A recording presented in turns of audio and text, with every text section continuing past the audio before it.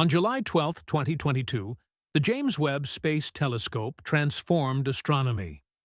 6 months into operations, positioned 1 million miles from Earth, it began delivering images 30 times fainter than Hubble could ever see. But here's the paradox. Despite Neptune being nearly 3 billion miles away, so distant light takes 4 hours to reach us. Webb captured details of its atmosphere that contradict 70 years of planetary science. The ice giant we thought we understood? It doesn't look blue anymore. The storms we believed were permanent? They've vanished. The rings we barely knew existed? They're blazing like celestial fire. How is it possible that a telescope observing in invisible infrared light reveals more truth than visible light cameras ever did? And how much longer can Webb maintain this revolution before its consumables run out?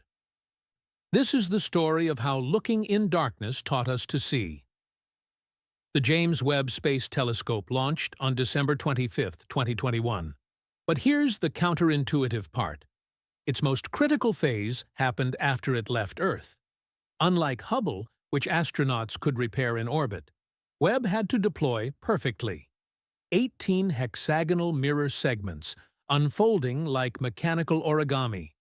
A tennis court-sized sun shield stretching across 5 layers, all while traveling away from Earth at thousands of miles per hour. One stuck motor, one miscalibrated actuator, and 30 years of development would become $30 billion of space junk. It worked flawlessly. Webb's original mission was singular: peer back to the universe's first galaxies, formed just 200 million years after the Big Bang. To do this required infrared vision, ancient light stretched by cosmic expansion into wavelengths invisible to human eyes. But a special circumstance enabled something extra. That same infrared sensitivity made Webb the most powerful planetary science instrument ever built. 3 key achievements from its first year redefined Neptune. Achievement 1. The ring system. Voyager 2 in 1989 captured faint, incomplete arcs. Webb revealed the full structure. Razor-thin rings so pristine they look computer-generated, alongside fainter dust bands never seen before.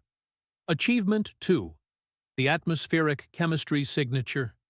Neptune appears brilliant white in infrared because methane ice crystals at high altitude reflect 2.12 micron light almost perfectly.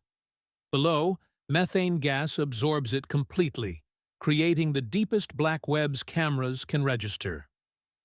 This contrast maps altitude like topography. Achievement 3. Storm disappearance documentation. Neptune's Great Dark Spot, a storm larger than Earth, observed consistently from 1989 through 2020, is completely absent in Webb's images. Smaller, bright storm features appear in unexpected locations, suggesting atmospheric circulation models are fundamentally incomplete. Achievement 4. Triton's infrared portrait.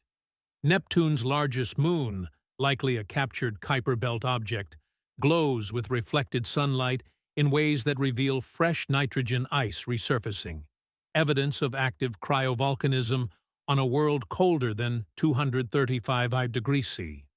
Achievement 5. Detection of 7 smaller moons in a single exposure. Moons so faint that confirming their orbits required decades of Hubble observations now appear in Webb's 4-hour integration like fireflies around a lantern. 2 instruments, 2 completely different approaches to Neptune. Each revealed what the other couldn't. Voyager 2 flew past Neptune on August 25, 1989, screaming by at 61,000 miles per hour. It had exactly 6 hours of close approach. Every image, every spectrum, every magnetic field measurement had to happen in that narrow window. No second chances, no follow-up observations. What Voyager achieved, the only close-up images of Neptune's cloud tops ever taken, revealing storm systems, wind speeds of 1,200 mph, and a surface temperature map showing Neptune radiates 2.6 times more energy than it receives from the Sun. James Webb, by contrast, can stare at Neptune whenever planetary positions allow. Weeks of observation time, multiple filters, spectroscopic dissection of atmospheric composition. But from nearly 3 billion miles away, Webb will never resolve features smaller than about 275 miles across. Current status: Voyager 2 is now 13 billion miles from Earth, traveling through interstellar space, still transmitting data using a 23-watt transmitter, the power of a refrigerator light bulb. Webb sits at the L2 Lagrange point, gravitationally balanced between Earth and Sun, conducting 10-hour observation sessions on targets across the universe. Here's the relativity trick. 3 billion miles may not seem like much in cosmic terms, but imagine you're driving a car at highway speed. To reach Neptune would take 4,300 years of continuous driving. Voyager 2, traveling 150 times faster, still took 12 years. Yet Webb's images, captured in hours, contain spectral information Voyager never could have gathered in years. Two commonly confused terms: near-infrared and mid-infrared.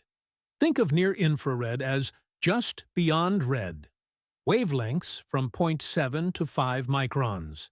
This is what your TV remote uses, what night vision goggles detect, still close enough to visible light that you can build detectors using similar technology to digital cameras. Mid-infrared is the thermal range, 5 to 28 microns. This is the glow of human body heat, the signature of warm dust around stars, the fingerprint of complex organic molecules in space. Webb observes both.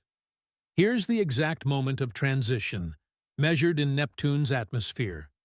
At 2.3 microns, near-infrared, methane gas absorbs almost perfectly. The atmosphere looks black. At 1.6 microns, still near-infrared, methane ice crystals at high altitude reflect brightly. The atmosphere looks white. This 0.7 micron difference, invisible to human eyes, is the difference between seeing Neptune's surface cloud deck and seeing 30 miles above it. The significance: by selecting specific infrared filters, Webb creates altitude maps of Neptune's atmosphere without ever sending a probe. Each wavelength penetrates to a different depth. Like medical imaging uses different frequencies to see bones versus soft tissue. Larger context timeline, 1846, Neptune discovered optically by Johann Galle, appearing as a tiny blue dot. 1949, Gerard Kuiper detects methane spectroscopically, explaining the blue color. Methane absorbs red light. 1989, Voyager 2 flyby provides first close-up visible and near-infrared data. 1994-2020, Hubble monitors Neptune seasonally in visible light, tracking storms and atmospheric changes. 2022, JWST begins multi-wavelength infrared monitoring, revealing atmospheric structures invisible to all previous instruments. Each generation of telescope doesn't just see better, it sees differently. Restate the core mystery. How does a telescope 1 million miles from Earth capture details on an object 3 billion miles away using light that's invisible? The answer lies in the mirror. Webb's primary mirror is 6.5 meters across, 21 feet. For comparison, that's about the length of a giraffe laid horizontally. But unlike a ground-based telescope that can be built in one piece, Webb's mirror had to fold up to fit inside a rocket fairing just 15 feet wide. The solution: 18 hexagonal segments, each coated with a microscopically thin layer of gold. Why gold? Because gold reflects infrared light better than any practical metal. Better than 98% efficiency across Webb's entire wavelength range. The total gold used: 48.25 grams, about $2,500 worth at today's prices, applied in a layer just 100 nanometers thick, 1,000 times thinner than a human hair. But here's where the miracle really happens. Those 18 segments must align to an accuracy of 10 nanometers, 1/10,000th the width of a human hair. If the mirror were scaled up to the size of the United States, each segment would have to position itself to within 1.5 inches of perfect. This alignment happens using 126 tiny motors on the back of each segment, adjusted remotely from Earth based on starlight measurements. Signal travel time, perspective ladder. Level 1. Radio signal from Earth to Webb takes 5 seconds, the time it takes you to read this sentence aloud. Level 2. Radio signal from Earth to Neptune takes 4 hours, half a workday. By the time Webb receives a command to photograph Neptune, Neptune itself has moved 45,000 miles in its orbit. Level 3. The infrared light that Webb captures from Neptune left Neptune's atmosphere 4 hours before Webb sees it. So Webb is always photographing Neptune's past, while being commanded from Earth's past, creating an 8-hour round-trip delay between "we want this observation" and "we received the data." Degradation using physical law. The inverse square law. Light spreads out as it travels. Double the distance, and the light is spread across 4 times the area, becoming 1/4 as bright. This is why stars appear faint, despite being far more luminous than planets. Neptune is 30 times farther from the Sun than Earth is. By the inverse square law, sunlight reaching Neptune is 900 times weaker than sunlight at Earth. The light that bounces off Neptune and travels to Webb? It's 900 times weaker still by the time it crosses that distance again. So Webb is detecting light that's been diminished by a factor of 810,000 compared to looking at a similarly reflective object near Earth. How does Webb compensate? Time and size. The massive receiver. Webb's detectors are chilled to 266 degrees Celsius, just 7 degrees above absolute zero, using a complex refrigerator system. At these temperatures, the detector's own thermal noise is nearly eliminated, allowing them to count individual photons. Each pixel accumulates photons for hours. The Neptune image released in 2022 represents a 9.6-hour exposure across multiple filters. But Webb can't stare continuously. It must share time across thousands of proposed observations, distant galaxies, exoplanet atmospheres, stellar nurseries, and yes, occasionally, our solar system's ice giants. The global network, Webb's data downlink, uses NASA's Deep Space Network, 3 massive antenna complexes positioned around Earth in California, Spain, and Australia. At least one station always has line of sight to Webb's L2 position, ensuring 24/7 coverage. Each downlink session transfers 57.2 gigabytes, about 12 full-length movies, twice per day. Here's why the normal solution doesn't work. Hubble, in low Earth orbit, was serviced 5 times by space shuttle missions. Astronauts replaced gyroscopes, installed new cameras, even completely replaced the original wide-field camera with an advanced model. Webb, at L2, is too far for any crewed spacecraft with current technology. It was designed to be unserviceable. This means every critical system must last the entire mission on what it launched with. The consumable that determines Webb's lifespan. Propellant. Webb must perform small thruster burns regularly to maintain its precise L2 orbit and to counteract the momentum from sunlight hitting its solar panels, a phenomenon called solar radiation pressure. Without these adjustments, Webb would slowly drift away from L2 or tumble out of its carefully controlled orientation. Starting capacity: 240 liters of hydrazine propellant, enough for a projected 10-year mission. Current capacity, as of early 2025, approximately 210 liters remaining. Why more than expected? The Ariane 5 rocket performed so precisely that Webb required minimal fuel for its journey to L2, saving most of its propellant for station keeping. Conservation measures implemented. Measure 1. Momentum management. Instead of always using thrusters to turn the telescope, Webb uses reaction wheels, spinning flywheels that trade angular momentum. Thrusters are only used when the wheels become saturated. Measure 2. Orbital efficiency calculations.